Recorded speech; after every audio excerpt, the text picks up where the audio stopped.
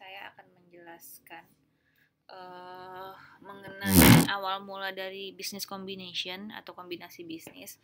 Saya di sini tidak menggunakan PowerPoint karena ini hitung-hitungan ya. Kalau pakai PowerPoint tuh hitung-hitungan kayaknya kurang bisa menjelaskan gitu loh. Oke. Kombinasi bisnis. Apa itu kombinasi bisnis? Kombinasi bisnis itu adalah dua perusahaan menjadi satu gitu loh, dimana pengendaliannya itu bisa macam-macam ya kan, bisa kependalian itu penuh atau enggak gitu. Nah, contoh-contoh dari pengendalian bisnis itu tuh kayak merger contohnya ya. Kalau merger itu nih ya, jenis ini sebenarnya bisa kalian lihat di halaman 9 ya, buku baru halaman 9. Jenis kombinasi bisnis. Oke. Ada yang namanya, yang satu itu adalah namanya merger. Kalau merger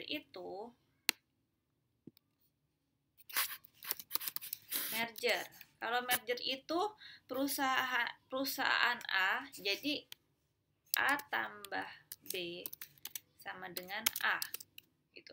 Jadi kalau merger itu perusahaan A bergabung dengan perusahaan B, jadinya itu salah satu perusahaan A atau B. Yang kedua itu ada yang namanya konsolidasi. Sebenarnya bukan konsolidasi ya ngomongnya. Konsolidasi. Kalau konsolidasi itu adalah A tambah B, dia menjadi perusahaan baru. Namanya adalah A tambah B, dia jadi perusahaan baru, namanya C, nama perusahaannya.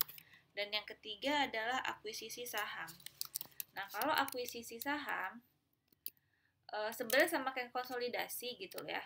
Kalau akuisisi saham itu si A plus B sama aja. A plus B sama dengan A plus B. Jadi perusahaannya itu tidak dikonsolidasi, hanya pelaporan keuangannya aja. Pelaporan keuangan harus dikonsolidasi.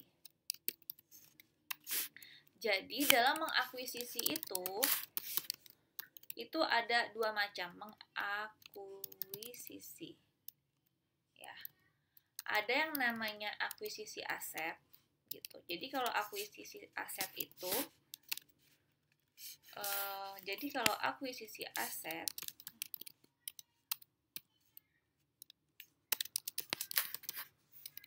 jadi ada yang namanya akuisisi aset dan liabilities ya. Lihat di halaman 11 nih.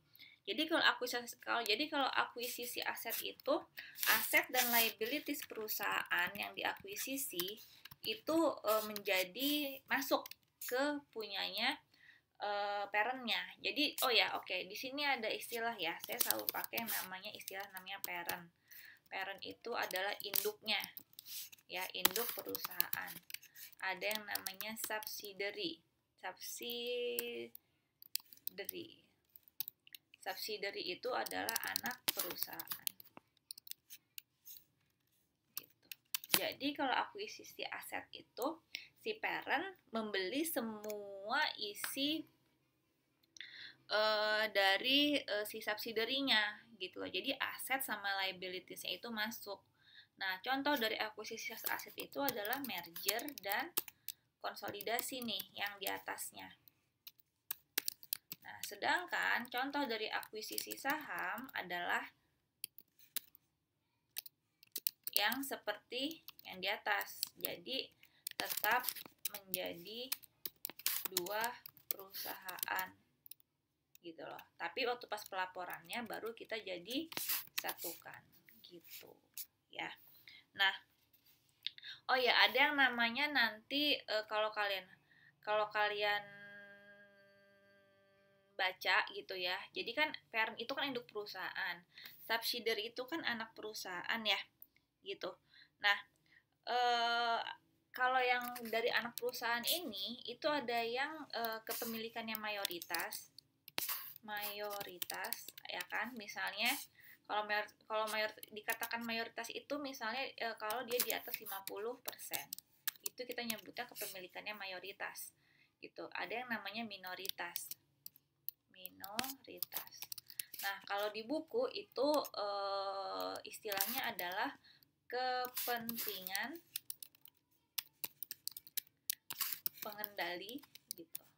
Karena kan berarti kan parentnya kalau kepemilikan di atas 50% bisa mengendalikan perusahaan kan gitu.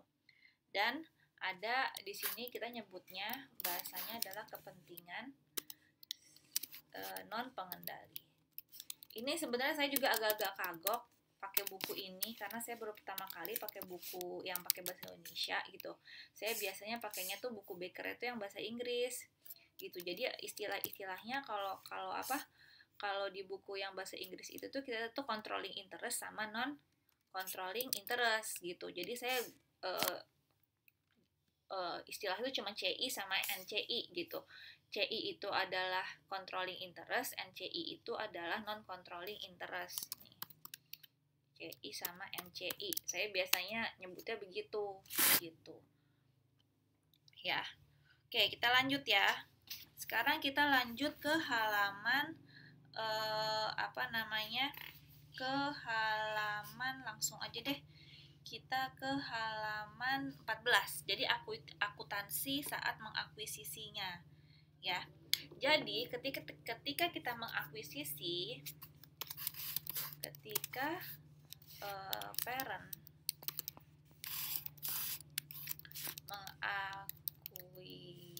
mengakuisisi, ya kan? Biasanya kita ada 3 istilah gitu loh. Ini bahasa saya ya. Cost of investment, saya nyebutnya gitu adalah cost on investment adalah saya sih nyebutnya cost investment. Kalau di buku namanya apa ya? Istilah-istilahnya saya bingung soalnya. Mengakuisisi seluruh aset sebesar, ya pokoknya intinya adalah cost investment adalah biaya gitu kan, nilai. Nah, nilai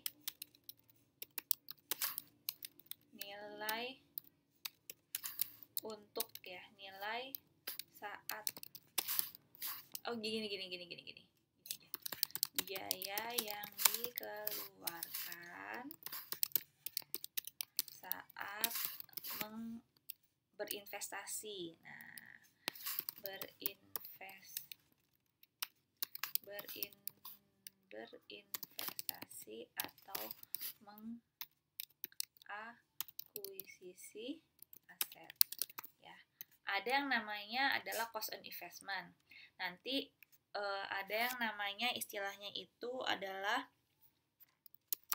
nilai wajar aset. Nilai wajar aset itu adalah ketika aset, ya udah nilai wajar aset apa ya? Jadi kan ketika kita mengakuisisi suatu perusahaan, itu kan aset tuh perusahaan kan dinilai dulu tuh sama appraisal. Nah, itu nilainya adalah sebesar nilai wajar. Nanti ada yang namanya nilai buku aset gitu. Nah, misalnya begini, contohnya ya.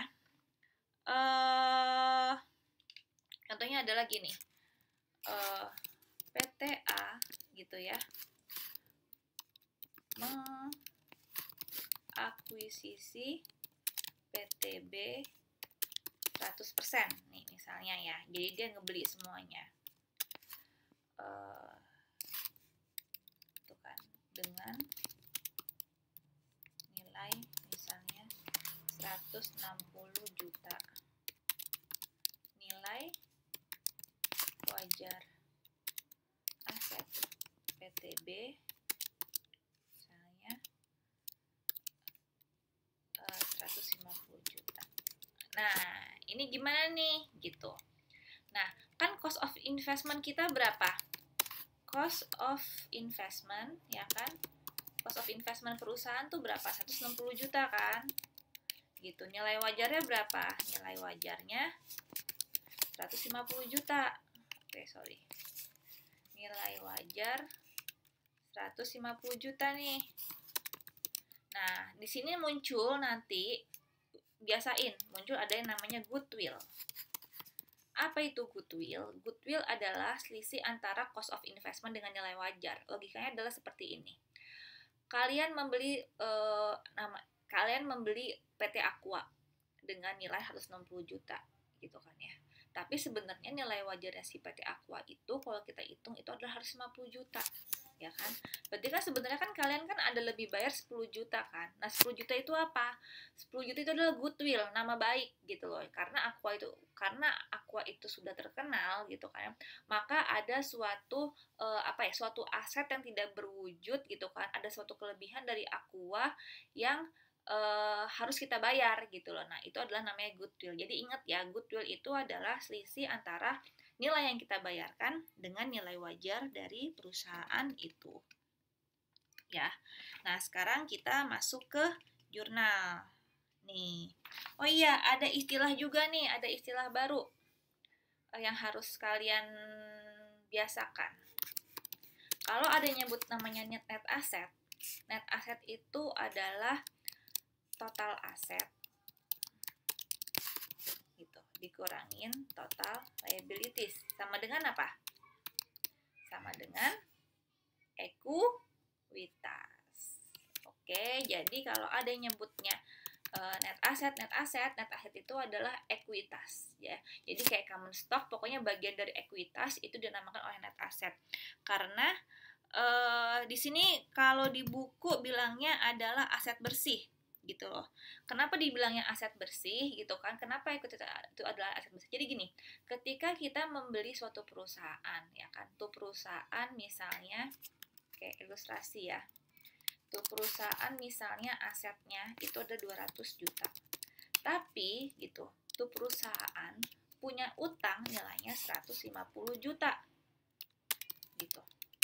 Berarti sebenarnya aset tuh perusahaan nilainya, karena kan kalau kita ngebeli perusahaan, kalau kita membeli perusahaan secara keseluruhan harus semuanya dong, gitu kan ya.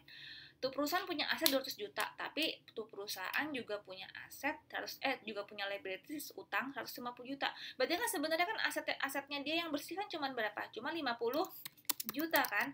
Sama dengan 50 juta ini adalah apa? Adalah ekuitas. Nah, atau di sini kita nyebutnya adalah net asset gitu. Jadi net asset itu sama dengan ekuitas dari suatu perusahaan.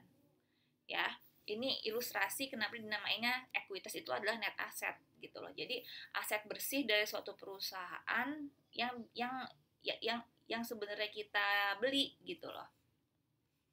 Oke, kita lanjut ya. Jelas ya di sini ya. Nanti kalian ulang-ulang aja videonya. Yang penting suara saya kedengeran kan. Oke. Terus kita masuk, sekarang kita masuk ke ini, ke jurnalnya. Oke, kita lihat di halaman 16 ya. Kita lihat di halaman 16. Ceritanya gimana tuh ya di yang paragraf bawah. Paragraf kedua dari yang kombinasi bisnis yang terpengaruh karena pembelian aset bersih gitu kan ya. Ceritanya gimana? PT Pututaka, si parent ya, jadi PTP adalah PT parent, mengakuisisi seluruh aset dan mengambil alih seluruh liabilitas PTS dalam merger dengan menerbitkan 10.000 lembar saham dengan nilai parnya 10.000. Saham yang diterbitkan memiliki nilai wajar 610 juta, ya kan? Total nilai wajar 610 juta. PTP menanggung biaya legal penilaian untuk appraisalnya 40 juta sama biaya kombinasi dan dalam hubungan dengan kombinasi bisnis tersebut. Terus ada biaya emisi saham yaitu 25 juta. Nah, ini adalah susunannya nih ya. Figur 1.3 itu adalah susunan laporan keuangan dari si PTS nih ya. Ini subsidiarinya nih ya. Nilai bukunya sebenarnya balance-nya 400 juta gitu. Tapi setelah dinilai wajar, ternyata total asetnya 620 juta gitu ya. Terus si net asetnya adalah 510 juta. Dari mana 510 juta? 620 dikurangi dengan liabilitas lancar yaitu 510 juta ya. Oke, sekarang kita lihat di bagian yang nomor 17 ya. Kalau saya bikin di sini COI, cost of investment-nya dia berapa? 610 juta kan? Ini aja deh. 610 juta ya kan COI-nya nih, cost of investment-nya kan. Tadi kita udah belajar kan. nilai buku net aset, saya nyebutnya net aset aja ya, nilai buku, sorry bukan nilai buku, nilai wajar ya kan, fair value dari net asetnya berapa tuh setelah dihitung sama appraisal? 510 juta ya kan. Nah nilai bukunya berapa? Nilai bukunya adalah berapa nilai buku net asetnya? Kalian lihat 100 mana? 100 tambah 50 tambah 150 ya, dilihat dari mana? Dilihat dari figur 13 itu. Kalian lihat itunya, ekuitasnya. Modal sahamnya 100, agionya 50 sama liability saldo labanya 150 ya kan. Nilai bukunya adalah 300 juta. Nah, di sini gimana nih? Perbedaan antara gini. Saya bilang gini aja. Total diferensial. Jadi ada nanti istilahnya adalah diferensial. Diferensial itu adalah perbedaan antara cost of asset dengan nilai buku ya. Cost of total dari diferensial. Total diferensialnya berapa? 610 ya kan, 610 dikurangin 300. Total diferensialnya adalah 310 juta totalnya gitu kan. Nah, 310 juta ini terdiri dari apa gitu kan? Terdiri dari goodwill. Goodwillnya berapa? 610 dikurangin 510. Goodwillnya adalah 100 juta.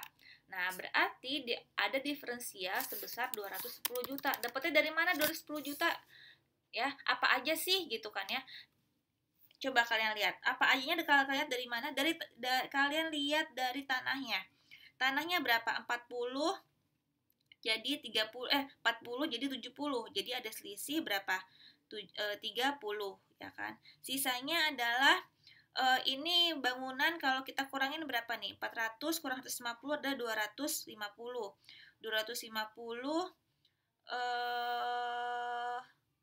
250 ya 400 150 250 dihargainnya 350 ya kan ya, jadi ada selisih. Nah jadi 210 ini sebenarnya terdiri dari, bisa kalian lihat tuh di tabel itu ada yang namanya tanah ya kan, tanah dia 30 juta ya kan, terus ada building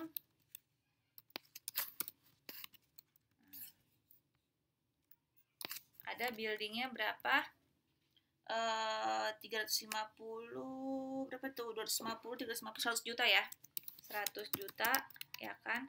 Ada patennya 80 juta ya kan. Jadi total berapa? 210 ya, 100 ya, total 210 juta. Oke, gitu ya. Ini sebenarnya buat nanti sih. Oke, sekarang kita masuk ke jurnal. Jurnalnya gimana nih? Nah, jurnal ada dari dua sisi ya. Kita bikin dari jurnal si PT parent, yaitu PT yang mengakuisisi, PT induknya. Kita harus bikin beban merger tadi kan, pada kas. Nilainya berapa tadi beban merger pada kasnya? 40 juta.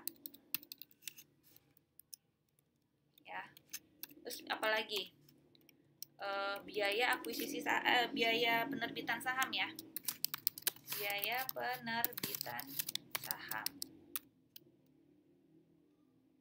Ya, pada kas. Nilainya berapa? 25 juta.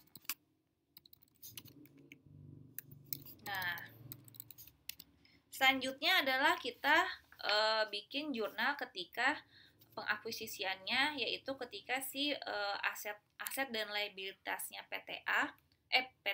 PTS masuk ke PTP gitu. Nah, ini sebenarnya ada cara yang lebih mudah. Gini aja deh. Udah gini aja. Biaya penerbitan saham ditangguhkan. Oke, sorry. Nanti ini yang jurnal setelah ini yang saya ada cara lebih mudah. Oke, berarti masuk semua dong nih ya. Kas, liabilitasnya semuanya masuk kan? Ya gak? Ya udah kita masukin nih. Apa aja sih kas asetnya si PTS yang masuk? Ada kas, ada persediaan, ada tanah, ada bangunan, ya kan? Kalau ada yang nanya itunya apa namanya, akumulasinya dimasukin apa enggak? Nggak usah, karena kan akumulasinya kan karena kan yang kita masukin ada nilai wajarnya, bukan nilai bukunya ya. Jadi nggak usah. Ada apa lagi tuh dalam nilai wajar? Ada paten. Terus selain itu juga ada jangan lupa nih liabilitasnya juga masuk, ya kan? Terus perusahaan menerbitkan apa nih PTP? Menerbitkan modal saham, ya kan? Terus ada apa lagi? Ada yang namanya additional paid-in capital. Sama, nah penerbitan saham yang ditangguhkan ini sebenarnya bisa langsung, yang tadi saya bilang, bisa langsung mengurangi additional paid-in capitalnya.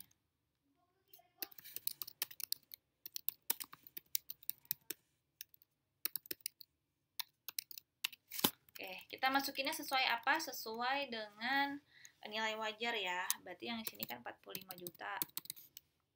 Terus ini 75 juta. Ini 70 juta. Ini 350 juta. Lihat patennya, kita punya paten. PTS punya paten. Ada 110 juta.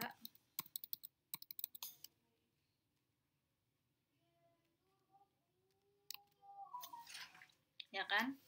Terus oke. Nih. Kira-kira ada goodwill gak? Jangan lupa nih. Ya. Terus ada apa lagi? Ada additional modal saham. Modal sahamnya berapa yang kita terbitkan? Modal saham yang kita terbitkan adalah 10.000 kali 10.000 ya. Sama dengan 10.000 gitu kan. Kali 10.000. Ya. Terus apa lagi? Agio saham biasa. Dapat agio saham biasanya dari mana? Kok bisa 485 gitu kan? Nah, ini adalah dari dia cost of investmentnya berapa? 610. Berarti kan buat si siapanya sama dengan 610 juta dikurangin 100 juta. Ya enggak? Dia cost of investmentnya nggak bisa. Ini aja. Nanti dia ngerumus lagi.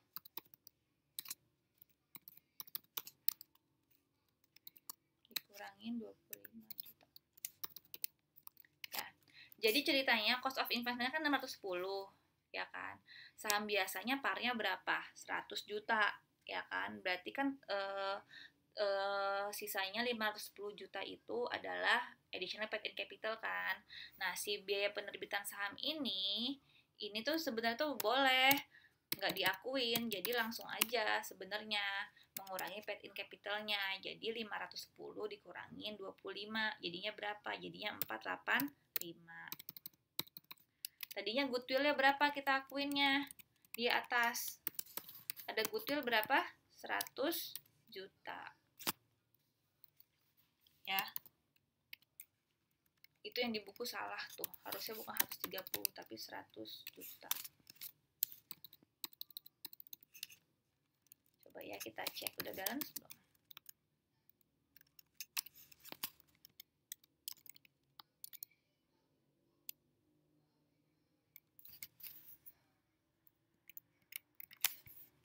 Kelebihan 0.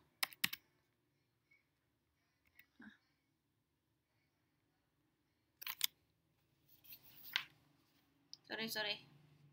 Udah bener kok 4.810 juta. Ini berapa sih?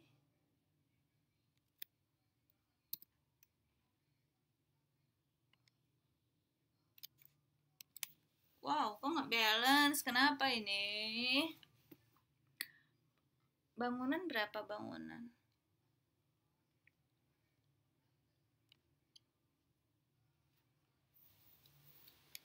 Hai, 45. Persediaan berapa? 45, 75, 70, 350, patennya 80. Ini berapa sih? Jadi keder nolnya. Nah kan goodwillnya.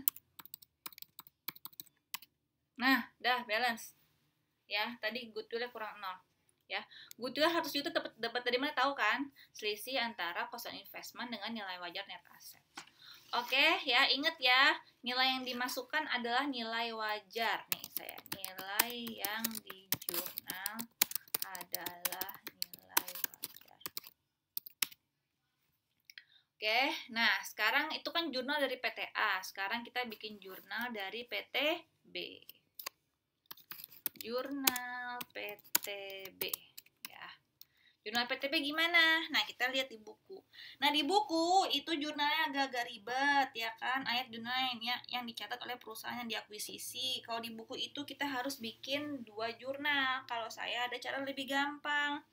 Gimana caranya? Caranya adalah udah dibalik aja, karena kan si PTA kan udah PTA udah dibeli sama PTB, ya kan? Salah, ada yang kebalik. PTB udah dibeli sama PTA, ya kan? Ya udah, kok PTB sih saya ngomongnya. Nanti kalian pada bingung nggak ya? PTA mengakuisisi PTB, ya sama kok nih. Oke, kan PTB kan udah dibeli sama PTA, berarti kan PTB kan udah nggak ada kan? Ya udah, kalau PTB udah nggak ada ya kita balik aja semuanya. Yang tadinya saldonya di kredit kita debitin gitu. Yang saldonya di kredit ada apa aja? Yang saldonya tadinya di kredit kita hapus, kita debitin semua biar semuanya 0. Ada apa aja? Ada liabilitas, ya kan? Terus ada apa lagi? Ada akumulasi penyusutan, jangan lupa. Nah, kalau di sini kita buang akumulasi penyusutan ya. Intinya adalah kita mau menghapus si PTB. Berarti semuanya harus kita ituin. Harus kita hapus. Jadi kayak closing entries aja. Agio saham. Saya biasa pakai yang Inggris jadi agak-agak kagok nih. Return earning, apa sih saldo laba. Ya, terus sebelah kreditnya berarti apa? Ada apa? Ada cash. Ada inventory. Ada persediaan, ada tanah, ada bangunan, ya kan? Nah, kalau ini yang kita pakai nilai mana? Nilai buku. 100 juta. Ini kagok lagi nanti nggak kelihatan nolnya. 100 juta. Berapa lagi? Ini 100 juta. Terus, akumulasinya berapa? 150 juta akumulasinya. Agio sahamnya 100 juta. Hampir 100 juta. Agionya 50 juta. Saldo labanya 150 juta. Ingat ya, ini yang dipakai adalah nilai buku. Karena intinya adalah kita mau menghapus si PTB. Jadi nggak usah pakai-pakean 2 jurnal. Ribet. Logikanya adalah intinya kita mau menghapus si PTB karena dia sudah dibeli oleh PTA. Oke ya, balance ya. Oke, ngerti ya? Ini adalah kita baru bikin jurnal dalam mengakuisisi aset dan akuisisi saham. Oke, sekarang di sini tadi ini adalah contoh kita mengakuisisi aset. Contoh akuisisi aset. Jadi aset PT yang dibeli dan liabilitasnya itu masuk semua ke PT ke parentnya. Nah, sekarang kita membahas adalah jurnal akuisisi saham. Kalau jurnal akuisisi saham itu yang kita akuisisi hanya sahamnya aja. bukan aset sama liabilitasnya. Jadi nanti jurnalnya adalah bukan jurnal kayak begini nih, bukan yang kasnya masuk, liabilitasnya masuk, tapi kita jurnalnya adalah jurnal investasi yang kayak pernah kalian pelajarin, karena kita hanya mengakuisisi aset, karena kita hanya membeli saham mereka gitu. Nah, gimana contohnya? Contohnya adalah lihat di halaman 21, kombinasi bisnis melalui pembelian saham. Ya, contohnya adalah tuh PTA, PTP menukarkan lembar sahamnya dengan nilai pasar 610 juta untuk semua saham dalam transaksi pembelian. Sama kasusnya seperti yang tadi, tapi masalahnya ini adalah dia mengakuisisinya saham bukan aset. Jadi jurnal pertama sama ya.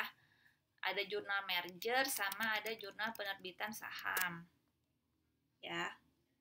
Komen C aja ya, saya copy aja, saya males. Jurnalnya sama. Nah, bedanya adalah jurnal yang kedua. Kalau jurnal yang kedua, kalau kita mengakuisisi aset, itu semua asetnya kan masuk nih ke kita, semua aset sama liabilitas masuk. Kalau kita mengakuisisi saham, itu kita jurnalnya adalah investasi, PTB. Investasi pada saham PTBA. Investasi pada PTB. Nah, yang kita keluarin apa?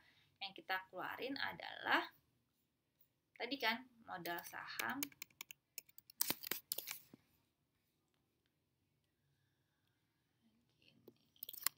Nah, ini di sini nilainya berapa berarti?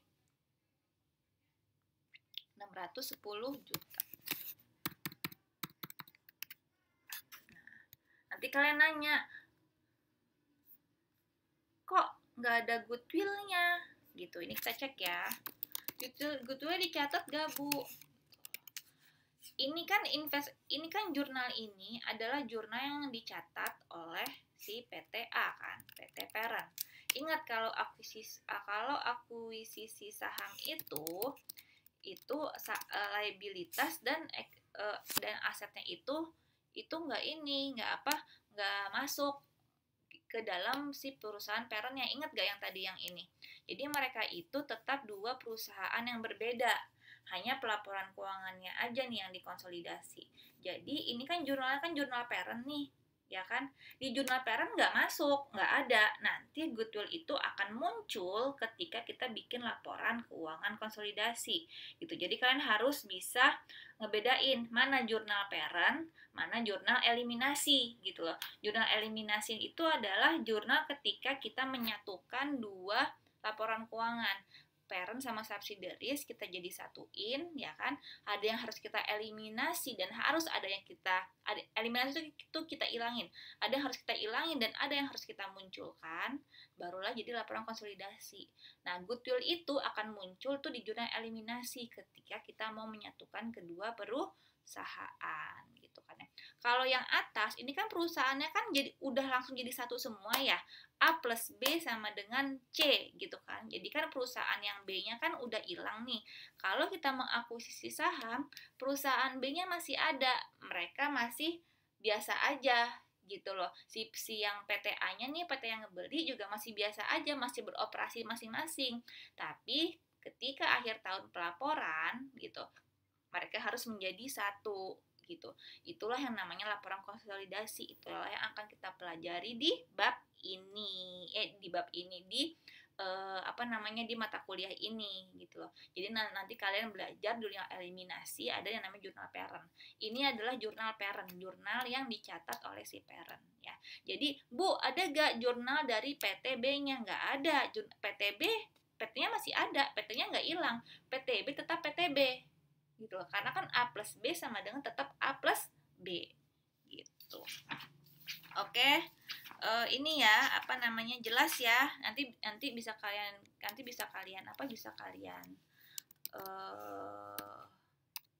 ulang-ulang ini videonya. Nah, untuk tugas kalian itu kerjakan yang simple-simple aja. L18 nanti kita bahas. L18 sama L110. Ya, nanti saya bikin assignment-nya. bisa kalian assignment di situ. Oke, sekian untuk pertemuan pertama. Nanti kita lanjut pertemuan kedua. Assalamualaikum warahmatullahi wabarakatuh.